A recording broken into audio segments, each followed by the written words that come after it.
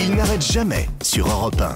Émission spéciale Nicolas Canteloup. Avec Nicolas Canteloup, on va parler maintenant de la voix de Nagui. Alors pourquoi elle a de l'importance? J'ai cru comprendre qu'elle avait de l'importance pour vous. Oui, elle a de l'importance parce que pour moi, c'est une voix historique, enfin historique avec le petit H. Hein, Oui. dans ma vie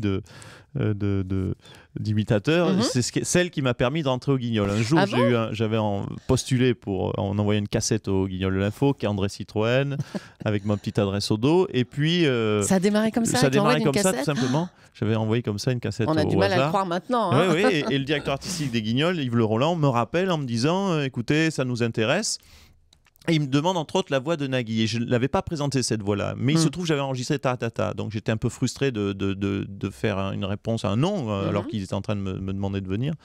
Et dans la nuit, en fait, j'ai travaillé toute la nuit Taratata.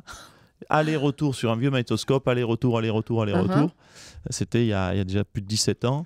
Et le lendemain matin, je l'ai rappelé en lui disant écoutez, j'ai un Nagui. Alors il était un peu dubitatif et puis il m'a testé. Puis c'est comme ça que je suis rentré. Alors j'avais un Nagui, pour tout vous dire, je lui très très approximatif, puisqu'il était tout frais. En général, pour imprimer une voix, il faut bien 3 semaines pour que je la sorte comme quand j'ouvre un tiroir, en la sortant à peu près de façon correcte. Mais petit à petit, elle s'est imprimée. Et puis, j'avais pas fait de faute technique, c'était acceptable. Et c'est comme ça que je suis rentré au Guignol. Et pourquoi Yves Lecoq le faisait pas, Nagui? Alors, Yves Lecoq, non, il butait un petit peu. Autant il était performant sur la plupart des voix, autant celle-ci butait un petit peu. Donc, ils avaient fait appel à des sources vives de l'extérieur et ils avaient ouvert le recrutement. Et c'est comme ça que j'ai pu me faufiler et rentrer dans la porte entrebâillée du studio des Guignols. Alors ça donnait quoi? Parce que Nagui, il a toujours la même voix, le même style, et saccadé. Une voix un petit peu de battleur. On a l'impression qu'il passe toujours dans un tunnel avec des ruptures de faisceaux. Voilà. Bon, on te rappelle, Nagui.